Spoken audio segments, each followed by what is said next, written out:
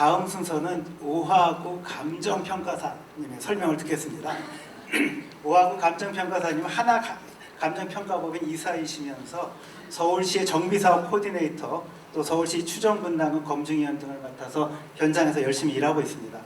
오늘 감정평가사께서는 제자리 재건축, 독립정산제에 따른 비례율, 추정분담금 산출 방법과 이에 따른 감정평가 시 예상 변동 사항에 대해서 설명해 주실 예정입니다. 오하구 이사님 큰 박수로 맞이해 주십시오. 안녕하세요. 오랜만에 뵙겠습니다. 저는 독립정산제, 제자리 재건축 독립정산제에 따른 관리처분 방법, 또 비례율 산출 방법, 이렇게 되면은 이게 고착화되면 이제 감정평가를 받아야 되잖아요. 그럼 감정평가 시 통합 재건축과 비교해서 어떤 점이 변화하게 되는지, 또 그 변화되는 점이 무엇을 시사하는지까지 좀 말씀을 드리도록 하겠습니다. 번개 주십시오.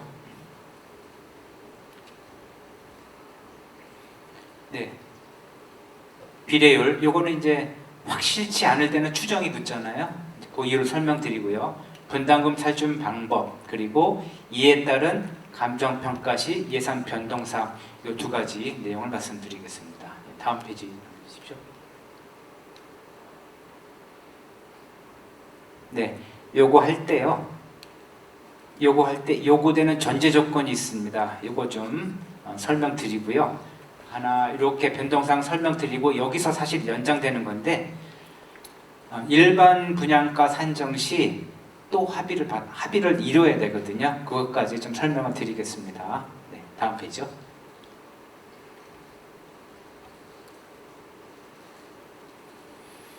네, 우선 한쪽 단지만 보시죠. 이제 이렇게 보면 통산제가 되거든요. 어떻게 비례율을 산정하느냐, 제가 몇 차례 말씀드렸는데, 비례율은 말이 어려운데 옛날 용어라 그래요. 그냥 이익률 이렇게 생각하시면 되는데, 이익률은 뭐죠? 수입에서 비용을 빼고 자본금으로 나누면 되는 거죠. 그 원리 그대로입니다. 여기가 수입이고요, 여기가 비용입니다. 비용을 자본금으로 나누면 A에서 B를 빼죠. 수입에서 사업비를 뺍니다. 그리고 자본금으로 나누면 이익률이 나옵니다. 이런 거죠.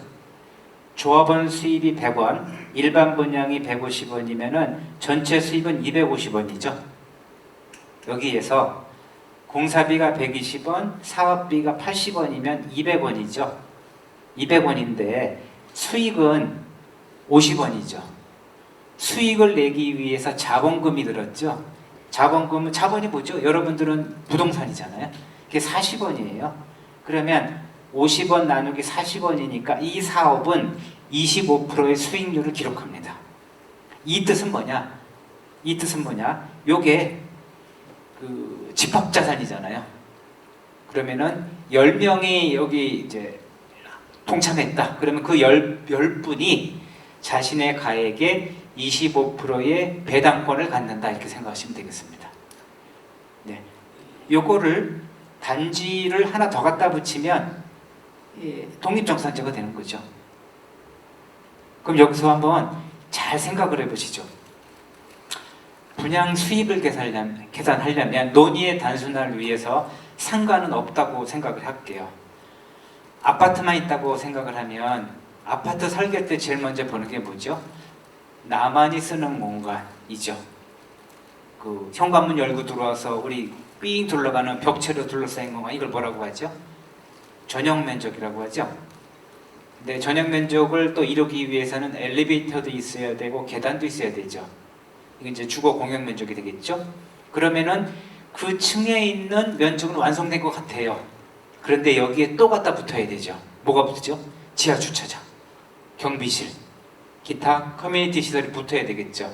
그러면 이거를 나 혼자 생각하면 간단하지만 1000호, 1500호 뭐 이렇게 세대가 늘어나면 건축법에 보다 더 엄밀한 규제를 받아야 되겠죠. 건축법의 규제를 받으려면 뭘 먼저 해야 되죠? 설계를 해야 되죠. 그 설계가 맞는지 우선 건축법에 따라 설계를 해야 되고, 그 설계를 가지고 영등포구청에다가 먼저 이거 이렇게 해도 될까요? 라고 허가를 받아야 되죠. 근데 그 사이에 이거는 훨씬 더 큰 규모이기 때문에 서울시의 건축 이념에 맞는지 체크를 받아야 돼요. 이거를 건축심이라고 그러거든요. 이 과정까지 이해하셨죠? 예, 다음 페이지입니다. 자, 그러면 여기를 먼저 볼게요. 그러면 내 부담금 어떻게 산정을 하는지 이거를 오늘 완전 이 자리에서 숙지를 하시면 좋겠습니다. 25평이 내 집이 100원이에요. 34평은 120원, 40평은 150원입니다. 그런데 앞에 원리에 의해서 전체 수익률이 10%가 나왔다고 가정을 하자고요. 그러면 나는 10%의 배당권을 갖는 거죠. 그럼 내 집값에다 10%를 더 얻는 거예요. 그러면 이거는 110원이 되죠. 그리고 여기는 132원이 됩니다. 여기는 165원이 돼요. 그런데 여기는 이제 신축 평형의 조합원 분양가입니다. 그래서 30평짜리를 140원에 분양한다고 가정을 하고 40평형을 190원, 45평형을 240원에 분양하기로 했다고 가정을 합니다. 그러면 내가 25평에 살고 있으면 내 권리는 110원이거든요. 30평을 가려면 140원 내야 돼요. 그럼 30원이 부담이 생기는 거죠. 네, 이렇게 되는 거예요. 자, 여기까지는 쉽죠. 쉬운데 여기에서 더 이제 확장을 시켜볼게요. 이거는 평균 금액입니다. 평균 금액. 25평이 예를 들어 이 단지에 100세대가 있다고 가정을 해볼게요. 그러면 동별 위치가 다르죠. 그 다음에 층도 다르죠. 동의 위치와 층의 위치 이퀄 가격 격차죠. 이렇게 스프레드가 넓어지는 겁니다. 그러면 신축도 그렇게 할 수 있을까요? 요새는 할 수 있습니다. 어떻게 하느냐? 서울시의 건축조건을 그대로 가져와서요, 컴퓨터로 이 지형에다 입혀요. 입히면 가상 건물이 쓰거든요. 그 가상 건물을 그 층별, 동별, 호별 요건을 지수화시켜버려요. 그러면 나중에 이제 평균 가격이 나오는데 그 평균 가격을 지수 격차로 하면 한 집의 가격화할 수 있겠죠. 이렇게 스프레드가 넓어져 버려요. 이렇게 그 평균 가격으로 하는 건 건축 계획이 확정되지 아니하였고, 두 번째, 여러분의 이해의 편의를 도모하기 위해서 쓰는 방법입니다. 그런데 실제 재건축 사업이 진행이 되면 내 집, 그리고 내가 분양 신청하는 그 호, 예를 들어 3동 12층 7호라고 가정해 볼게요. 이 가격이 나중에 나오거든요. 그럼 그 가격하고 바로 매칭이 되는 거잖아요. 그게 여러분의 관리 처분 시 분담금이 됩니다. 또는 환급금이 됩니다. 이렇게 스프레드가 넓어지는 과정입니다. 이렇게 독립 A번지, 독립 B번지가 이렇게 따로따로 제시가 됩니다. 서로 상황이 다르고 로케이션도 다르고 이렇게 되기 때문에요. 그러면 이제 어떤 점이 필요한지 같이 생각을 해보겠습니다. 다음 페이지요. 이제 나중에 관리 처분을 하게 되면 요 세 가지가 필요합니다. 요 세 가지를 행정적으로 펼치면 서류가 한 이만한 게 한 5개, 6개 이렇게 서류가 나와야 되거든요. 근데 기본 원리는 이렇게 돼요. 토지 등 소유자 명부, 여기가 한 800 몇 분이던가요? 700 몇 분이시잖아요. 그분의 그 인적사항, 그리고 가지고 계신 아파트 넓이, 대지 지분, 뭐 이런 게 다 쭉 기재가 돼요. 그게 이제 넘어옵니다. 이걸 가지고 관리 처분을 하는 건데, 혹시 뭐 관리 처분, 제가 혹 높아심에 말씀드릴게요. 관리 처분은요, 유상 교환 기준을 여러분이 스스로 총회에서 결정하는 겁니다. 유상 교환 기준, 기존 집과 새 집을 교환하는 그 어떤 기준을 여러분들이 총회에서 결정하시는 것을 관리 처분이라고 합니다. 그걸 하기 위해서는 우선 사람이 명확해야 되잖아요. 그 사람이 가지고 있는 그 동, 호수가 명확해야 되죠. 그게 따로 와야 되고요. 그 다음에 앞에서 말씀드렸던 것처럼 쉽게 이제 배당률을 결정하려면 사업 수지를 계산해야 되잖아요. 사업 수지를 계산하려면은 공사비와 뭐 조합 운영비, 설계비, 무슨 뭐 국가에 내는 그 준주세들이 있어요. 뭐 하수도 부담금, 상수도 부담금, 가스 부담금 이런 거, 도시가스 부담금 이런 게 있거든요. 이런 게 전부 계산이 완료가 돼야 돼요. 그래서 이걸 뭐라고 하느냐? 통틀어서 사업비 명세, 더 전문적으로는 운영비 명세서가 넘어야 돼요. 그럼 이렇게 해서 계산이 끝나고 이제 수입을 계산해야 되잖아요. 분양 수입. 분양 수입하려면은 설계가 나와야 되죠. 자, 이 설계를 생각해 볼게요. 자, 설계 개요를 해야 몇 단지에 몇 세대가 가고 몇 평형 몇 세대에 몇 평형 몇 세대가 어디에 배치된다가 나와야 분양 수입을 계산할 수 있거든요. 그러면 호별 분양 면적 평형별 세대수가 필요하겠죠. 그러려면 건축 설계 개요가 필요하죠. 건축 설계 개요가 되려면은요, 건축법을 지켰는지가 아주 기초적인 내용입니다. 건축법에 맞게 했느냐. 두 번째, 서울시 요구사항, 아까 제가 말씀드렸죠. 대단지 큰 건물을 지으려면 서울시 건축에 세우고 있는 예컨대 쉽게 말해서 이념이라고 할게요. 지침 이렇게 돼 있지만 거기에 맞게 되었는지 체크가 돼야 되거든요. 여기에는 기부 체납이라든지 통경축이라든지 동배치 가능 여부 이런 게 전부 어우러져 있는 거거든요. 여기에 맞게 돼야 돼요. 여기에 안 맞으면 여기까지 가지도 못하거든요. 그러면 자, 설계를 하려면 여기 뭐가 있죠? 동배치가 있어야 되죠. 동배치가 있으려면은요, 이게 필요해요. 각 번지별 구역 면적이 확정이 돼야 되죠. 땅이 픽스가 돼야 건물을 세우잖아요. 그런데 땅을 픽스시키려면은요, 이게 필요해요. 공원의 면적. 아까 분리재건축은 법률적으로는 가능하나 경제적, 사회적 타당성이 약해요.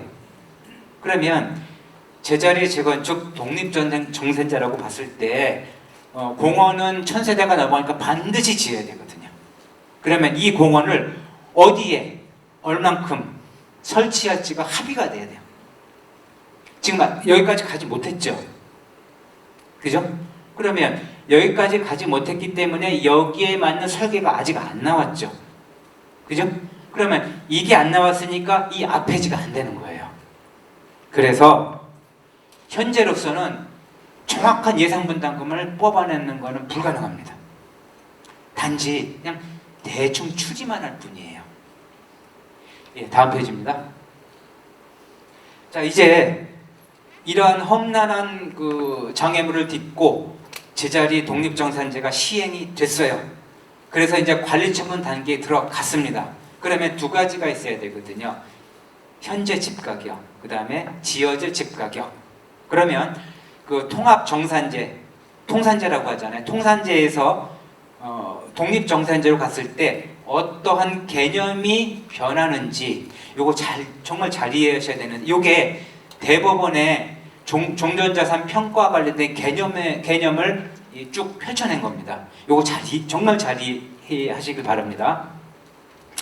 요쪽은 뭐냐면요, 통산제예요. 통산제.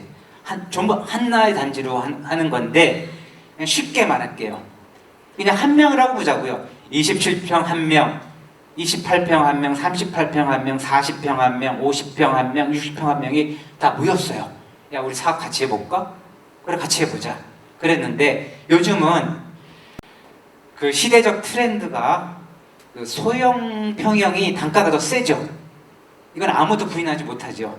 그래서 이것도 논의의 대상이 될 수 있기 때문에 제가 전제를 달았습니다. 여기 25년 1월 발표 자료를 가지고요, 요 평형으로 요 가격을 요 평형으로 나눠서 지수화했어요.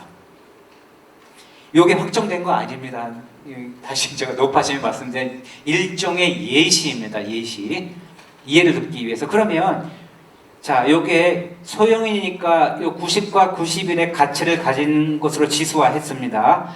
38평형과 40평형은 약 80대의 지수가 나오네요. 그리고 커질수록 조금씩 떨어집니다. 그러면 이렇게 그래프가 이렇게 떨어지죠. 그런데 평균이 82.2예요. 요거 잘 생각해 보세요. 이거를요 쉽게 이해하시려면은 키로 생각하세요. 키. 6명이 있는데 한 명 90cm 이렇게 있다. 그런데 평균이 82.2cm야. 그러면 여기가 이제 3번지잖아요. 여기 3번지죠. 3번지는 여기는 평균보다 8이 높아요. 여기는 평균에서 2.2가 떨어져요. 요런 전체에서 이런 가치를 지닌다는 거예요. 가치를. 왜냐하면 이 단가 가치가 있잖아요. 요걸 지니는 거예요. 그런데 요거를 둘로 쪼개버린다. 그러면 어떠한 상대적 가치 변화가 있는지 한번 검토해 보세요. 자, 요걸 그대로 끌고 왔습니다. 여기 92죠? 92고요. 82죠? 82예요. 끌고 왔어요. 평균은 85죠.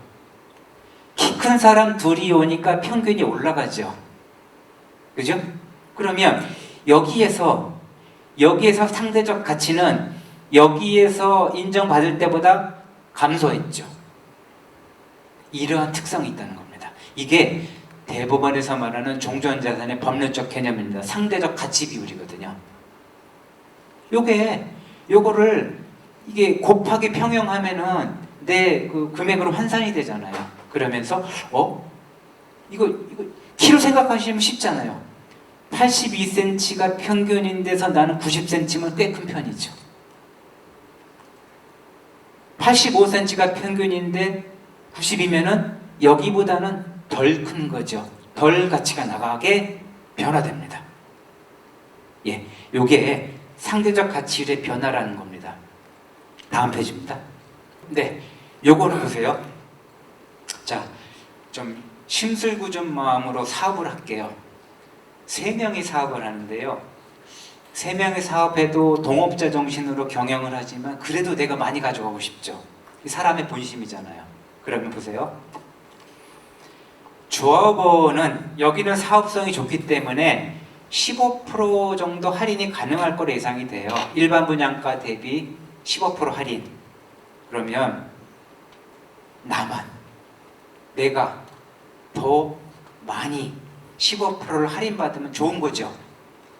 나한테는 좋은 거죠. 그리고 다른 평형은 15% 할인짜리를 덜 가져가면 내가 유익한 거죠. 경제적으로. 그죠? 이 관점을 보시죠.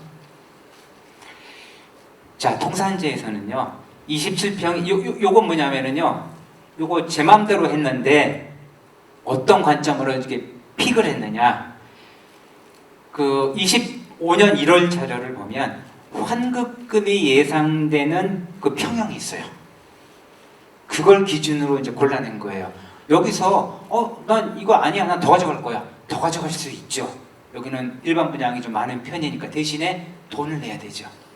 그래서 환급금이 예상되는 자신의 평형에서 그 기준, 거기가 어딘가를 한 개로 제가 임의로 발라냈어요.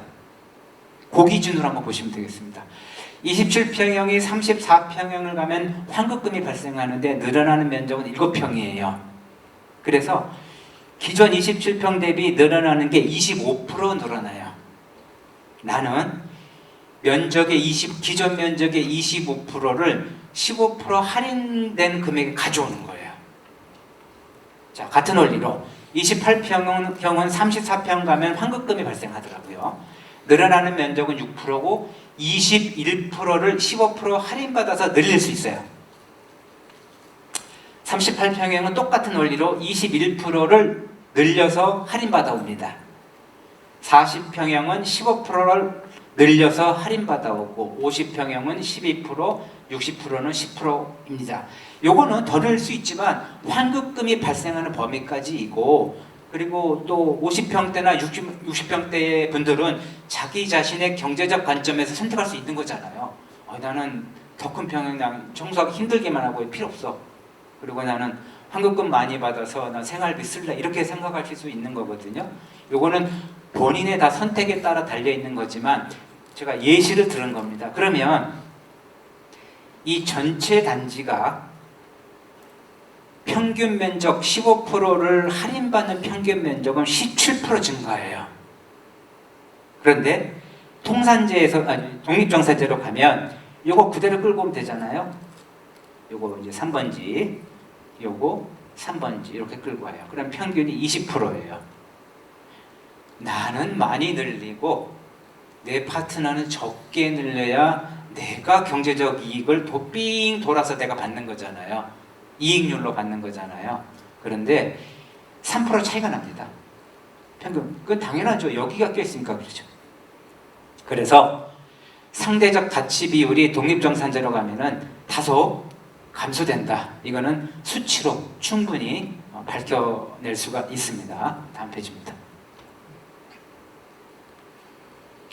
그 다음에 이제 이것도 심각한 문제예요. 그 독립정산제로 가더라도 행정적으로는 한 단지로 보기 때문에 분양가는 이 하나로 나와요. 이게 제가 이제 여기 자꾸 논란이 많아서 제가 아예 그냥 서류를 갖다 박아버렸어요. 그냥 이런 식으로 이렇게 분양가 심사 결과가 나와요. 네, 여기죠. 단가죠. 단가. 그 영등포 구청에서 심의 나올 때 이런 식으로 이제 단가로 떨어져 버리거든요. 한 단지 한 단가로 떨어져 버려요. 그럼 이걸 갖고 와서 배분하는 문제가 발생하죠. 그죠? A번지와 B번지가 이거를 일반 분양가를 딱 나눠서 전부 평균을 맞췄을 때 이 금액이 나와야 되는 거예요. 하나가 많이 가져가면 하나는 덜 가져가야 돼요. 맞죠? 그게 평균이죠? 그럼 이걸 어떻게 나누냐 문제가 발생합니다. 다음 페이지입니다. 제가 이거 어떻게 할까 고심 되게 많이 했는데요. 무슨 자료를 해도 막 이게 서로가 신뢰를 안 하시는 그 분위기가 있는 것 같아서 고심을 하다가 요즘 유행하는 AI를 도입해 봤어요. 핸드폰을 꺼내셔서요. 구글 제미나이에다가 한강 뷰에 따른 적정 격차를 쳐보세요. 직접 의심하시는 분들은 이 자리에 직접 쳐보세요. 그럼 검색 결과가 이렇게 나올 겁니다. 네, 그래서 이렇게 나죠. 요거를 부동산 분석 학회 논문에서는 13%의 가격 차이가 발생한다는 분석 결과가 있습니다라고 AI가 답을 합니다. 하나 더 해봤어요. 다음 페이지에. 요거는 챗GPT입니다. 챗GPT에다가 검색창에다 이렇게 쳐보세요. 그러면 뭐 쭉 저 밑에 그 텍스트로도 나오고 이렇게 이미지로도 나오거든요. 이미지를 요걸 딱 클릭하면 이렇게 나와요. 이렇게 지소화 시킨 거죠. 이렇게 하면은 25.2% 차이 나나요? 이렇게 나오죠. 예. 자, 제가 의도한 거는 뭐 논란을 피하고 뭐 어떻게 좀 객관적으로 좀 뭔가를 좀 제시해드리면 좋겠다는 생각이 들어서 생각도 못해 제가 이렇게 했거든요. 자, 그러면 이게 객관적 사실이라고 인정할 수 있을 것 같아요. 자, 그러면 일반 분양가를 이제 가지고 이제 말로는 안 되고 나중에 가면 이제 감정평가를 받으실 수도 있어요. 어떻게 만드냐? 각 지번별 한 개 회사에다가 그래도 못 믿으니 구청에서 선정하는 회사가 하나 끼자. 그래서 나누기 3하자 이렇게 갈 수도 있죠. 그러면 이렇게 받았을 때 일반 분양 가격에 대한 감정평가를 받는다 과정 시 어떤 결과가 나올까 하고 생각해 볼 수 있겠죠. 그러면 독립전산제가 각 지번에 어떤 영향을 미칠지, 분양가가 많아야 사업비는 적어야 이익은 많이 발생하는 기본 원리죠. 그런데 그 종전과 종호, 즉 일반 분양가에서 이러한 변화가 발생할 것으로 예상이 됩니다. 다음 페이지입니다. 끝났네. 예, 이렇게 좀 간단하게 말씀드렸고요. 나중에 한꺼번에 좀 질문을 받도록 하겠습니다. 감사합니다.